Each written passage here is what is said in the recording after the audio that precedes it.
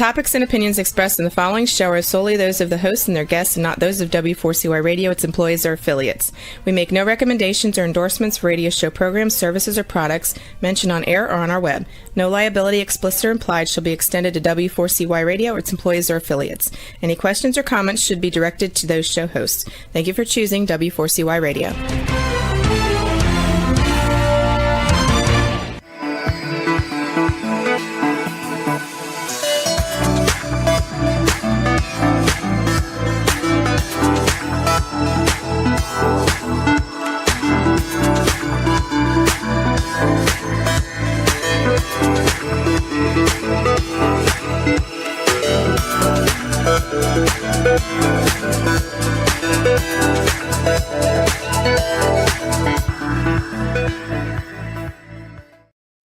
Hello and welcome to It's Your Voice, the show that hosts enriching conversations in diversity.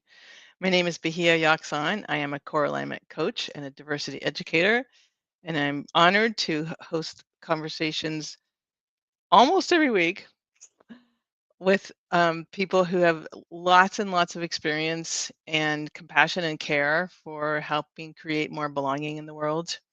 I'll just point out my website in case you're interested in seeing some of the offerings I teach for individuals or organizations, anti-bias training, aligning what you really want with your values so that you can create more belonging and more satisfaction for your own life. You can go to knowwhatyouvantcoaching.wordpress.com. My guest today is Sandy Holman. She is a remarkable human being. It's an honor anytime I get to have a conversation with her or hear her. She's an author. She's a systems change agent, a leader, an organizer, a trainer, a teacher, a mentor, a daughter, an amazing community member and organizer. And the title that she offered to frame the conversation today will tell you a lot, and then we'll bring Sandy on.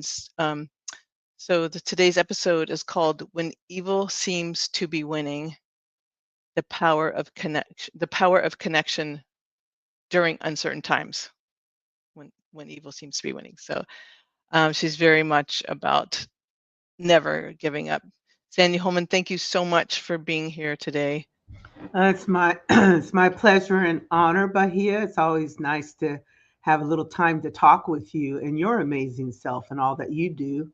And thank you for what you do for the community. And I'm going to just say this, anyone out there who has the opportunity to listen to this, I really hope you support Bahia's work. It is amazing what she has done all these years, the impact she has had, and in these times especially, supporting media-oriented storytelling, truth-telling kinds of formats is even more important than ever. So really the honor is all mine to be here today, and I encourage everyone to check your website out, support you financially, make a donation, because we need these kinds of things always and forever.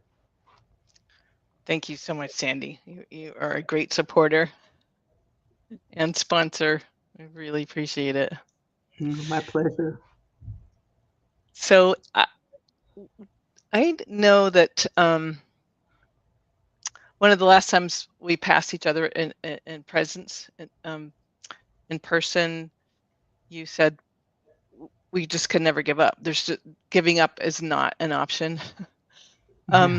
And I don't know if you want to start from there or start from the really poignant way you framed the conversation with this title. Yeah, the title, I was inspired by that title because I have been reflecting on that a lot myself, because everywhere you look, it just seems to be that evil is winning out. People are doing things, leaders are doing things, organizations are doing things that really aren't in the best interest of our total humanity. So I found myself during these times when people are feeling overwhelmed, dealing with professional survivability, dealing with personal challenges, normal life things that happen throughout anyone's life, pondering this question myself, especially after several key community activists that I love and adore recently crossed over. It has been 2026 has been the year of substantial loss. And it's really got me thinking. So I just think it's timely and important to say to everyone, and everyone has this inner wisdom already, anyways. That part of us deep within our soul, that part of us that ignites our spirits, that part of us that knows that things need to be different, have to be tapped into at a deeper level. I'm speaking to myself as well, so that we don't give up. And I see many people around me doing just that. And sometimes myself, I've even thought, what the, but Mm-hmm. I know there's something in me. I was sharing this with my partner that will not allow me to give up. In fact, that is insisting on finding joy in all of this murky atmosphere that we all are living in, because joy is a form of resistance too. Joy is a form of resistance, and it's part of the recipe for not giving up, for making a difference, and not collapsing within ourselves or on each other. So, That's beautiful. And can you talk about the power of connection and why it's more important when things feel uncertain? I had the pleasure and the honor of talking to some recent high school graduates in Davis and other youth in other places. And I just really started thinking, and research has bared this out. They were sharing on ABC News actually within the last week that 1 in 2 people are describing themselves as lonely and feeling isolated, are feeling some sort of anxiety or depression. And I just reconnected with how critical it is for us during these times, even more, to connect with other people. If you are in an island unto yourself, and I have been there at times out of necessity, it's going to be even more difficult to survive and feel hopeful during these very challenging times.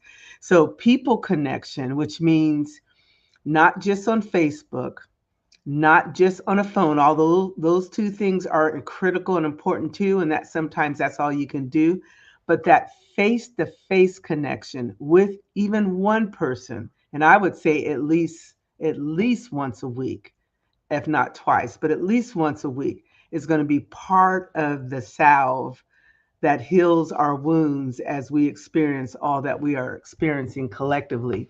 That and doing something fun and joyful intentionally, not feeling guilty about it, despite what's going on in the world, because it actually is an essential ingredient toward us staying buoyant, not giving up, and rallying all of our giftings, our gifts, our strength, our power. We are so powerful. And I have to remind myself sometimes, even too, to do what we're supposed to do.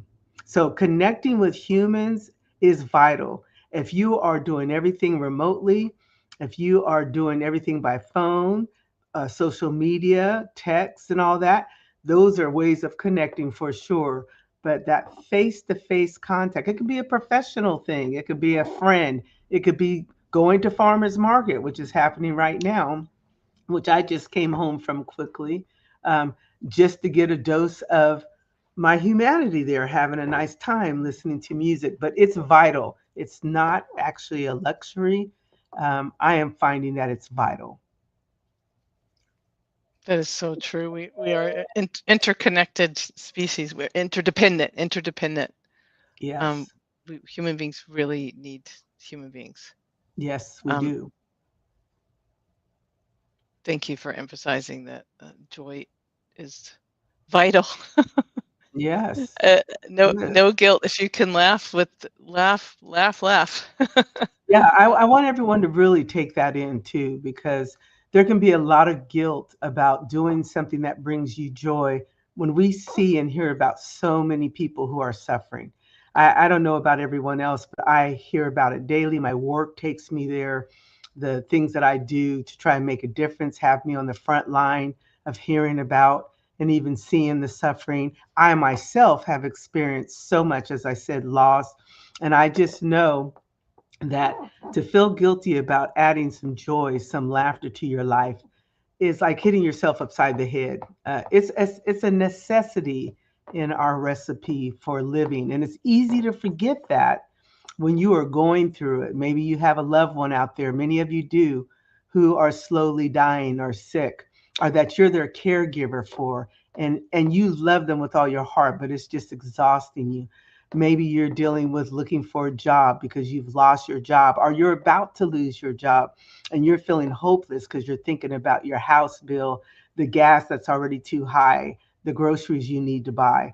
Maybe you've broken up with a partner who was essential in your living and you're feeling like giving up. I've come across a couple people like that who are literally feeling like giving up because they've lost a loved one, even though that person's still here. Maybe you're just so frustrated and so hopeless because it looks like a collage of horrific happenings going on. And there globally, for those of us who know, excuse me, there are a ton of things that are going on. All these things can slowly pull you under as if you were being overwhelmed by a tsunami, and they can take you to places that are hard to get out of. So, actually having a strategic concept for yourself on what you're going to do to stay the course, to not give up, to remember that you're so brilliant, you will find ways to bring in the resources that you need. You're doing this by here right now to sustain the incredible work that you are doing and that you have to do. It's essential. And I wanted to talk about that today because I do hear a lot of people, I myself see it at just every other turn about some other ghastly thing that's being done that's hurting millions and even billions of people globally. Hmm. So I want to talk about that because there actually are some things that I'm reminding myself to do so that I can stay the course and operate in my highest gifts. And I want to share some of those today, if that's okay.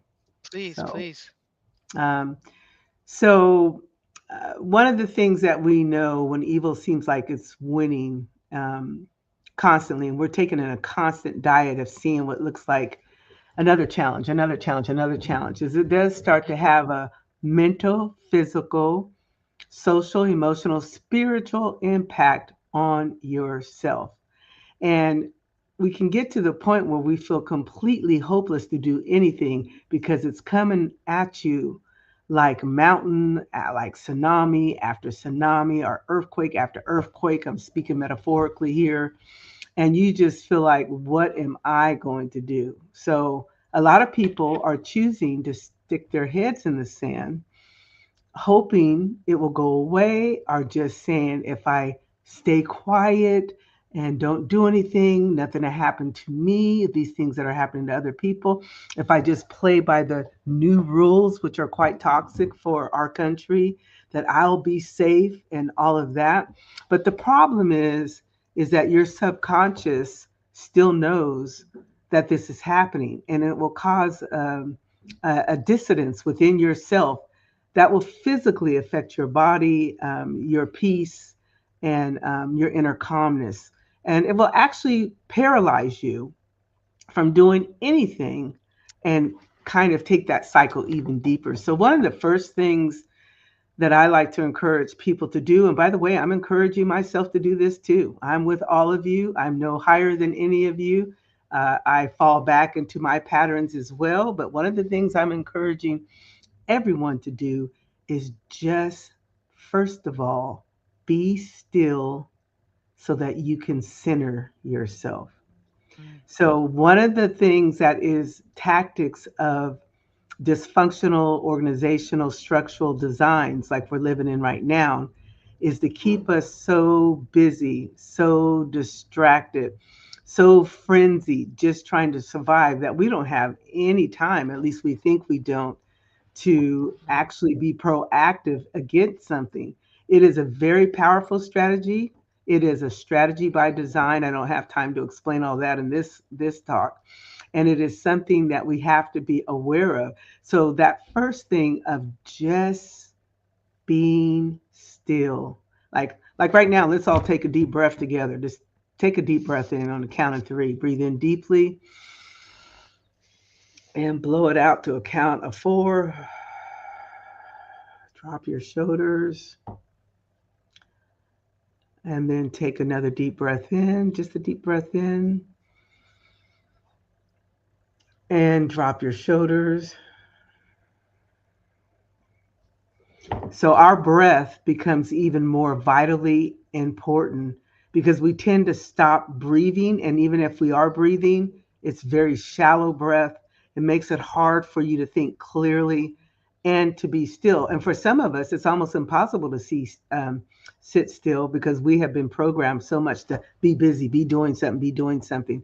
So the first thing I want to encourage people to do is to stop and find a space in your house or out in nature at the park, whatever, is your thing. On a bicycle for some people, on a meditative walk, whatever brings you bliss and some peace, and to be still and focus on your breathing.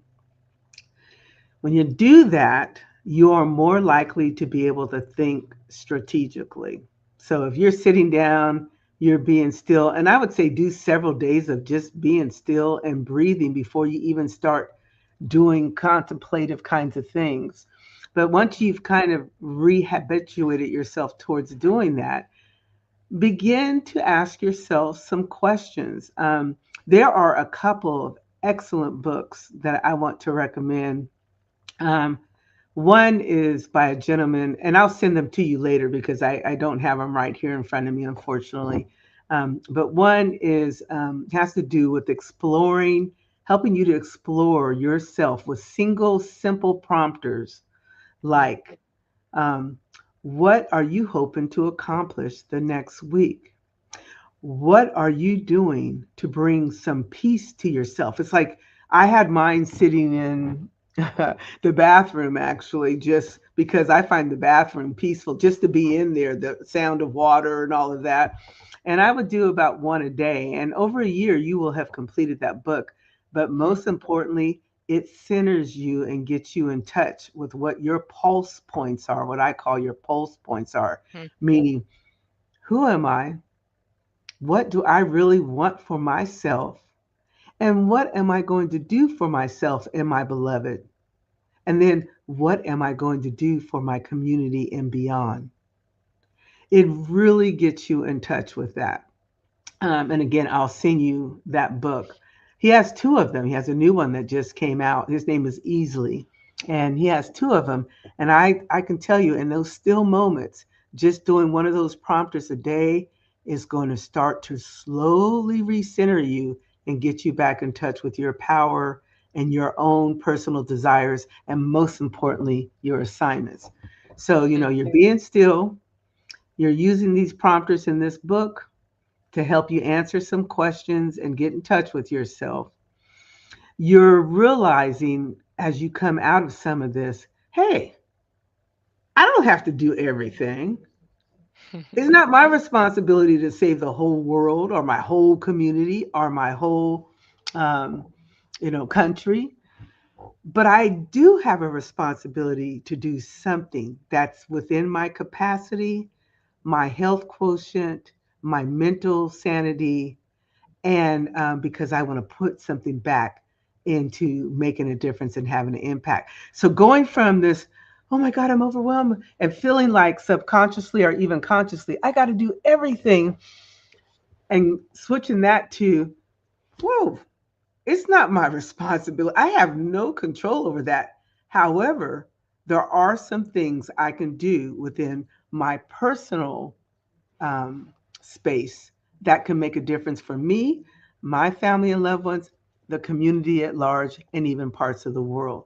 It takes that thinking, it reduces it immediately down to a navigational place where you're not feeling as overwhelmed. Now, it's going to take some time to absorb that because we're used to not doing it. Yeah. I was reminding myself in my meditation the other day because of the work I do, and it's real easy to get those feelings coming in because I get so many urgent emails and texts and calls. They're off the charts with people in distress. And I had to say, Sandy, you do not have to do everything. There are many resources available. There are many things that are available to these individuals. What can you refer them to that would be helpful? So like on my website, I one of the things I put on there is a list of resources for counseling, for you're struggling with food, or your mental health. And so I can just say to people, you might want to start here, but this is a real small, tiny drop in a full ocean of possibility out there, but it'll get you started. So I can just refer them to that part of the website. So when you do that, then it's easier to start thinking, if I'm Bahia or Sandy or whoever may hear this, okay, I'm reminded myself to be still and to breathe. And whenever I feel that stress coming back, I'm going to stop and breathe. Initially, you're going to be doing that a lot during the day. Let me stop, take a deep breath, because you don't realize how much stress we're working under, right? And I'm still working on this constantly because there's so much coming at me. But then you're going to start exploring using that book I just shared or some other book that prompts to make you get in touch with what are the desires and giftings and assignments for you in your living. And then you're going to get down even more and say, okay, I've identified on one of those pages in that book that these are my gifts. I do an excellent radio show. I do great connector with people. I'm talking about Bahia. I do great anti-bias training. I do a lot around diversity. And she's listed this all out in the book. Which thing do I feel capable to use now? Because you don't have to use all of them at the same time. You can if there's cross pollination. But what thing am I going to be doing now? And that may be as simple as this: I am going to shore up my show in the area of support. I'm going to create sponsorships where I am going to get 100 people to sponsor each show so I don't have to worry about sustainability of my show, so I can focus on the content of my show. That may seem like you're just thinking about yourself, but you're not, because if you're not worrying about money or funding or those kinds of things, your mind is freer to do what you do so well. And how you share. I'm just giving you a simple example. It can be as small as today, when I see an unhoused person and it's in a safe way, where I'm not isolated by myself and all of that. If they're asking for something to eat, I'm going to buy them a snack and give them this sheet that I happen to carry in my car with local resources so that they can learn to fish for themselves as well. And I'm just going to do that. I did that just about, I don't know, a week and a half ago. I was in West Sacramento. Um, I saw a gentleman out there, actually Kamika of all people, Kamika Edwards from Davis High, had given me some leftover pizzas. She said, "Would you like these pizzas?" And I said, "Oh, I'm sure I'll run into some people who would like these pizzas." It was not more than 20, 30 minutes later when I ran into this gentleman. It was clear that he was unhoused. It was clear that he was distraught. And I just went up to him with my little paper and those pizzas. And I said, "Here, would you like these pizzas? And by the way, here's some information for you." I turned to walk away, and a car that was parked next to me said, "Ma'am, turn around, turn around." Because I was going into a meeting, and I turned around, and the man that I had given Kamika's pizzas to, just thinking I'm just wanted to do something that I knew was going to have an impact, was crying his eyes out and saying repeatedly, "You just don't know what you did." He said it 3 or 4 times. "You just don't know what you did." And he started praying in front of me, and I was just stunned. I got the sense that he was ready to take himself out. Now, when I decided to do my small act, I was just thinking, I'm going to do something that's doable, has a beginning, middle, and an end for me. that will make me feel decent. Now, that's not why we do it, just to make ourselves feel good, but that was my intention. And I'm just trying to explain how it's even the little things that you can ascribe to yourself that will help you feel better, that you are part of a solution as opposed to a victim of all this stuff coming at us. Um, and he asked for a hug, and I gave him a hug. And I mean, you know, these are things that we think are small, but I got the sense that he had been maybe talking to his higher power. Everyone has different ideals of what that is. And Mm-hmm. that me coming right at that time was an answer to something he had been talking about. When I left, he was continuing to pray and just saying, thank you, thank you, thank you. So we can make a list of small things. And again, this is not just to make ourselves feel good. You are trying to help people, but it will be a part of the solution for you not giving up, because you'll be reminded on the constant that those little acts all together make a difference. And it may not be till you're on the other side of things yourself, whatever your belief systems are, that you realize how many people you made a difference right at the right time. So, making a list of small things that are doable that anyone could do. Oh, I'm going to send someone a positive text today. I'm going to send someone a positive email. I'm just going to call someone and say, hey, I want you to know that you have made a difference in my existence. That act you did the other day made me smile. Those things, you have no clue, especially now, how much those things mean to people. I forget myself until I am reminded, like I was with this young man that I ran into, and the man right after him, by the way.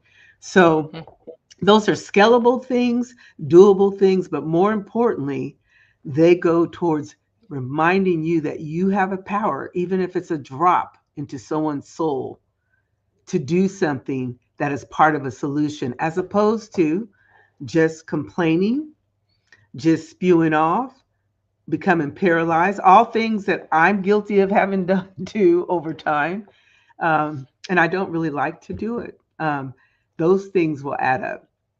After you start to regain your faith in yourself, that you don't have to do everything, that you don't have to let evil win out on a personal level, because each kind act you do is a poke at the belly of all things awful. I'm going to say it again. Please. Each kind thing that you do, and I have to be reminded myself, is a poke at the belly of all things awful. Mm. It over time starts to affect you. There's this energetic thing we cannot see that comes back to us, that strengthens us as we're going through our own stuff. In fact, you may think, I'm going through so much.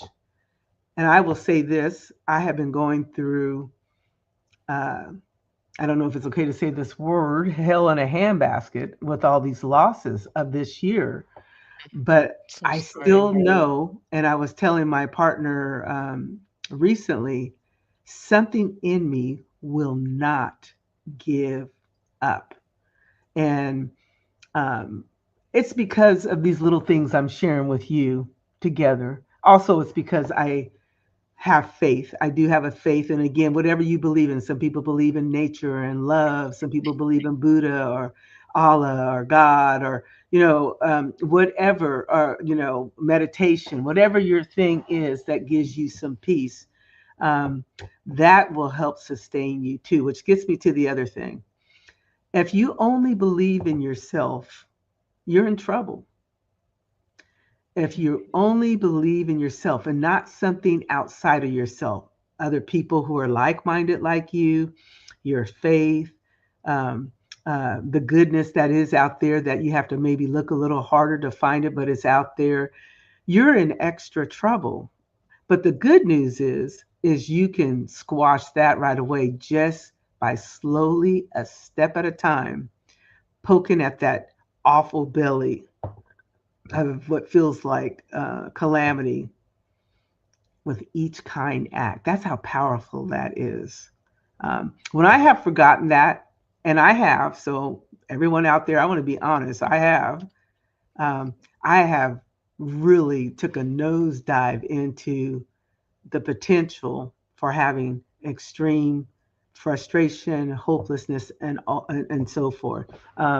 But something will remind you, if you're open to it, something will remind you that the power you have within your own reservoir is absolutely endless and there and available for you. Take it in small doses. It doesn't have to be this big, oh, Lisa saved the world by, inventing the next cancer vaccine. That would be great. And someone's assignment is that. But we all don't have to do that, thank God. Or otherwise, we'd be in trouble because I don't have scientific, understanding of how to create a cure for cancer, right? But I do understand the spirit of inspiration and the power of love and the power of determination and not giving up. And there's so much available to me that could make me give up, but I won't till the day I die. I won't give up. So, so stillness, going through some of those prompters in a book or a journal or whatever, um, starting to make a list of small things that are so doable. Like I said, I just gave you a few examples, but the list is endless. Hey, I'm going to go to the senior center and drop off some cupcakes if they'll let me, or whatever the thing is. And then starting to challenge yourself when you're stabilized again. Okay, and answering these questions. Um, what do I think with the skill set that I have is my assignment right now? Not forever, but just right now. Or what can I do with the skill set that I have right now to make an impact in my life, my beloved, and my community? Simple as that. In one of your be still be still moments, think about those things. Breathe, light a candle, have soft music on, and let it download into your being, the fabric of who you are. You will, if you're still enough, get your answer. And it will be different for all of us right now. Um, so I'm going to stop there to see if you have any questions, Bahia, because I'm just sharing some things that are helpful. They're so helpful. It's so helpful to just follow those simple things to focus and like be still, find a practice to be consistent with. That's sometimes where I fall short, is to consistently bring myself into stillness to clear my mind, and Mm-hmm. then be still enough, long enough to make a list. Remember, what are my gifts? What can I do? I don't have to do everything, and just pick something and do it when you have the opportunity, and recognize it as opportunity. That's a beautiful story. Incredible, how you took the opportunity to receive the pizza to share, and then someone showed up who truly needed you to be there. And I find that these things aren't random because as much as it encouraged him, it encouraged and reminded me of the power of those little acts, right? Hmm. That book that I'm sharing with you, and again, I apologize, I should have pulled it out. It's okay. That book is beautiful because it makes you get in touch with yourself, even if things aren't coming to you as you're being still, by just doing a prompter a day. Like one of the questions it asks, you know, you have 3 years left to live. Those are always sobering because it makes you start getting down to the nitty gritty. What would you regret if you had not finished it? It asks something like that. I've asked myself those kinds of questions too, but this brilliant young man took all these things from his still time and put it in a book for all of us because he grew substantially from doing those things. And it's amazing. The book will help you rediscover yourself or inspire you again or start to help you lay a step by step approach for yourself to get back on with it. Now, I don't want to be Pollyanna. This is a small thing. And some of us, I want to be honest about this. we've all been given different levels of assignment. And Mm. I would say no one's is less important than the others.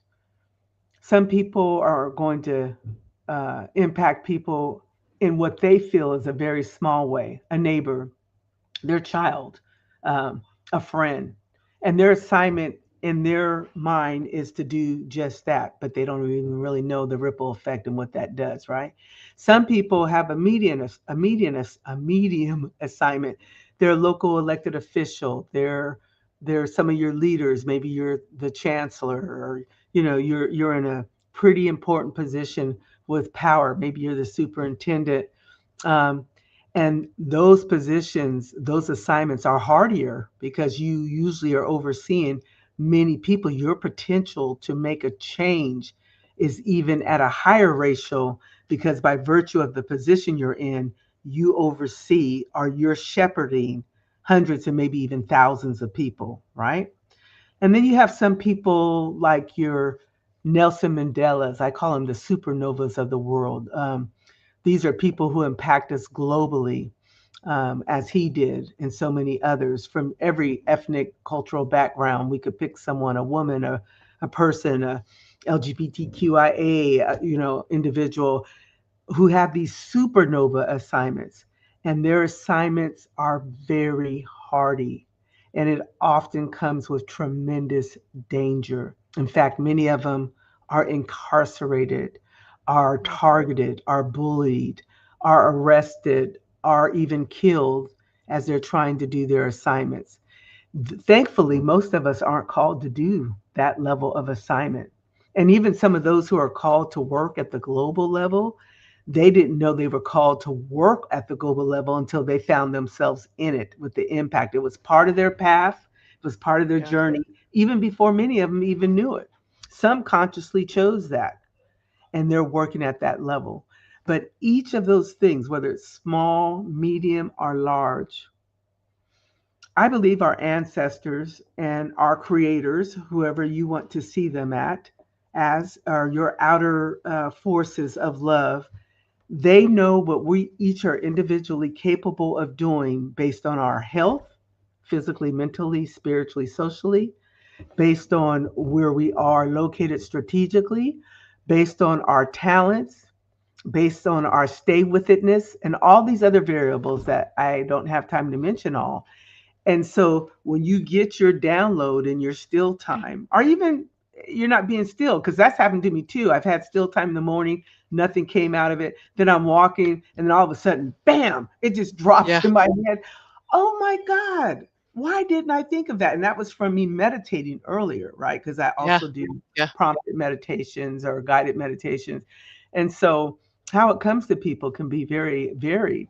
Um, but whatever your assignment is, the thing you cannot forget, even if it's an individual assignment where you think, my only job is to raise my child, and that's no big thing. Who knows? You could be raising the next president, the next peacemaker, you just don't know, the next scientist. So all of this stuff intermingles, and everyone's assignment, in a weird way, is equally important on the scale that it is, I think that's so um, true. on the approach that it is. Um, some of us have interacted with people who are going to change the world and don't know it, or change our communities and don't know it, or change some individual's life who's meant to do something at the supernova level and don't know it. So from that perspective, everyone's assignment matters. No one's is actually more important than someone else's because we don't know what the end result's going to be. That's That right. teacher who's teaching those classes over time, and one of those kids, discovers the next Nobel Prize winning, chemistry concept or something. So um, it makes things kind of simmer down a bit. And practically speaking, I want to encourage people not to watch as much of the social media and the news. You definitely need to stay in touch with things because things are happening fast. And if you are not doing any of it and you're not aware of anything, that's not good either. You do Mm-mm. need to be aware, but there's ways that you can do it that are more measured, and like scanning through, like sometimes I'll scan through the news and only listen to a story if I feel really compelled to hear it more in depth, or as I'm going through social media, I just reading the headlines is enough. I don't need to find the grotesque details of what happened. You see that there's been maybe a mass shooting or something in your neighborhood. I don't need to know the grotesque details. I know that there's been a shooting, so I'm aware that right now we all need to be more alert. So the way we take in stuff has an effect on us too. And Definitely.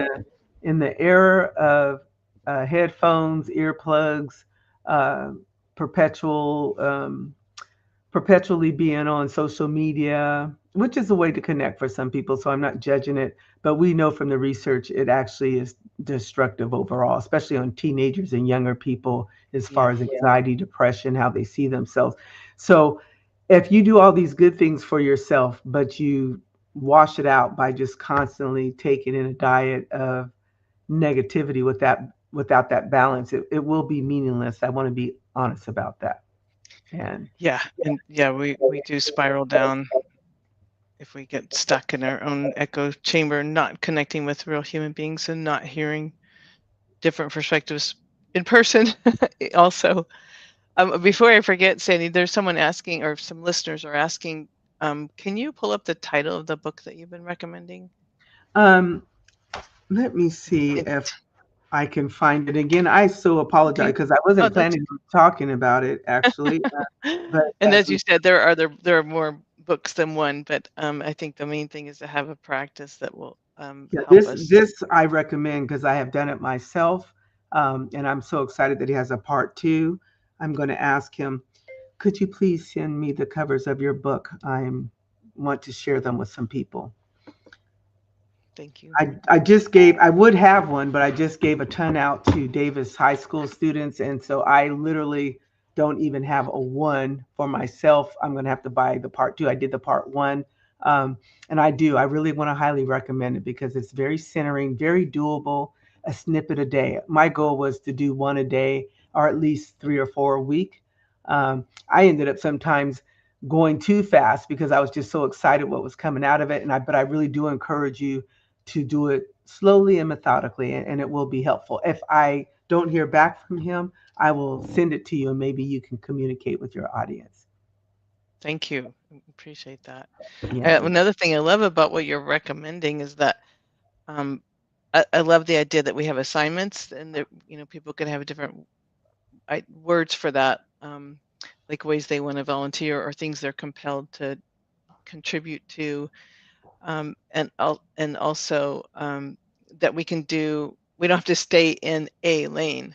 It could be one Mm-mm. day you want to, you know, buy a burrito for someone who's Yes. hungry, and asking for something, Yes. and take the time to bring them something back to eat, or Yes. water. Water's so important when it's so hot, or shade.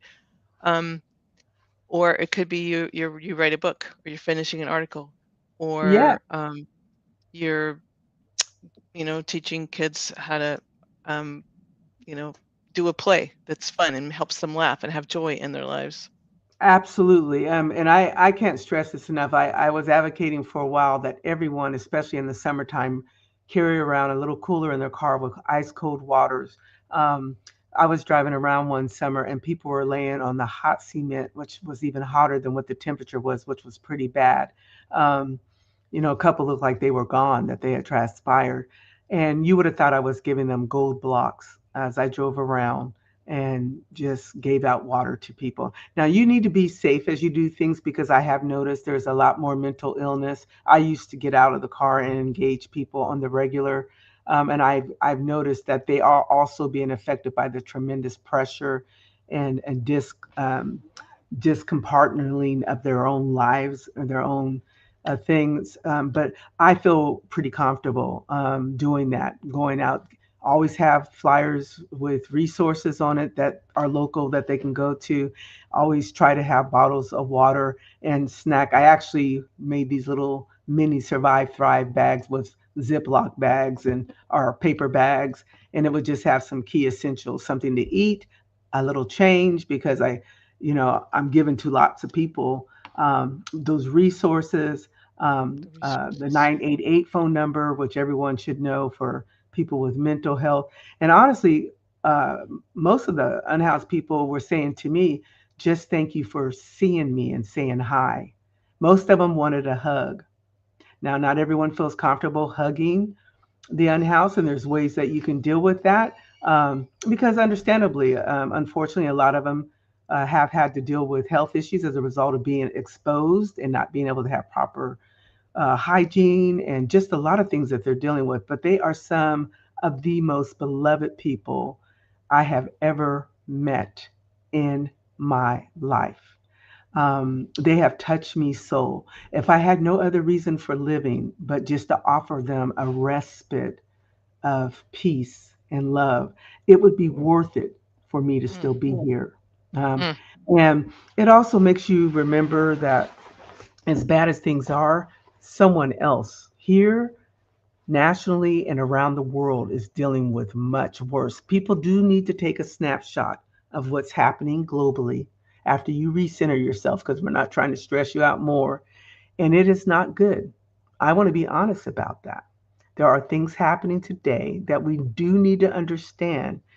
It's going to require each of us using our gifts, centering ourselves, doing our small part, because those small parts collectively, I can't do everything you're supposed to do, but here, you can't do everything I'm supposed to do.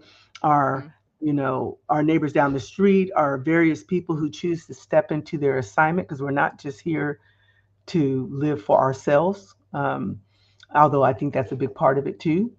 Um, but when we all do our assignments, there's a synthesis, an invisible sort of a connectedness that is happening that starts to develop like a web to combat some of the evil that we are experiencing. And I don't know any other word but to call it, but evil.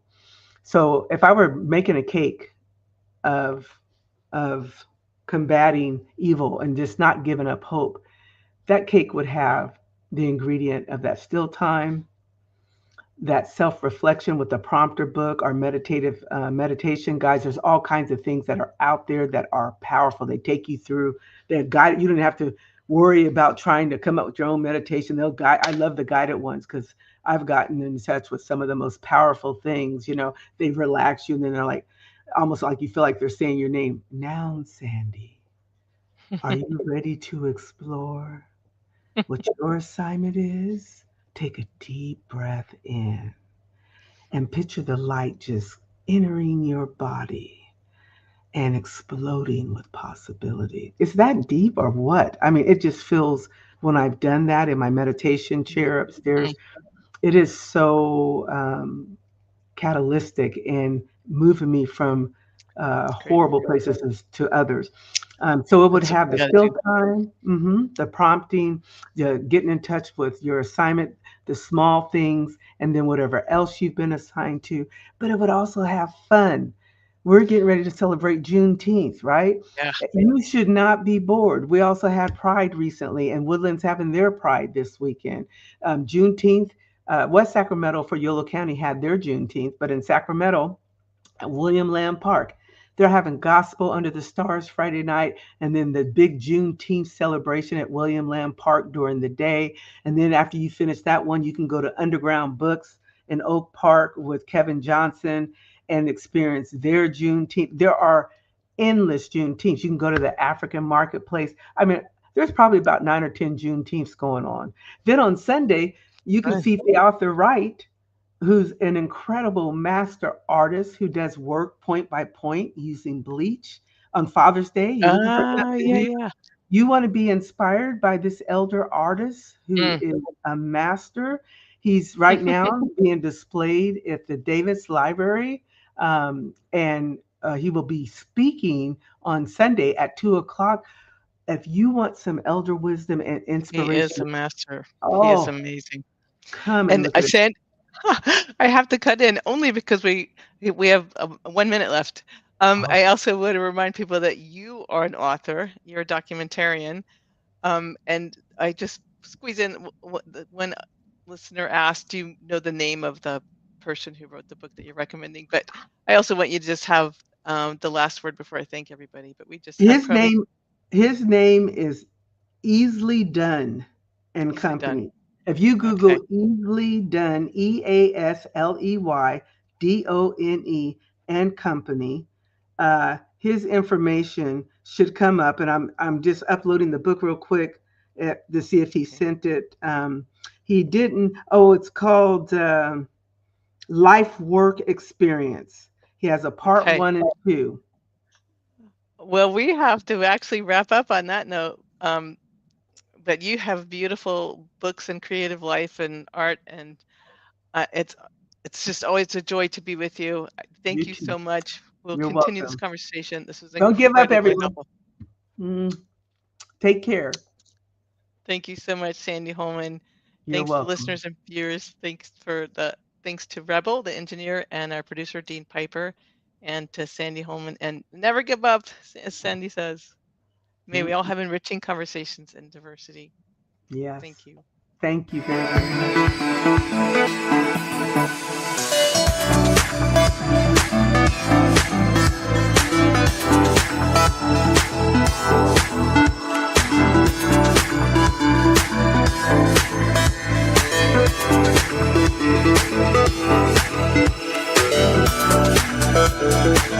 much.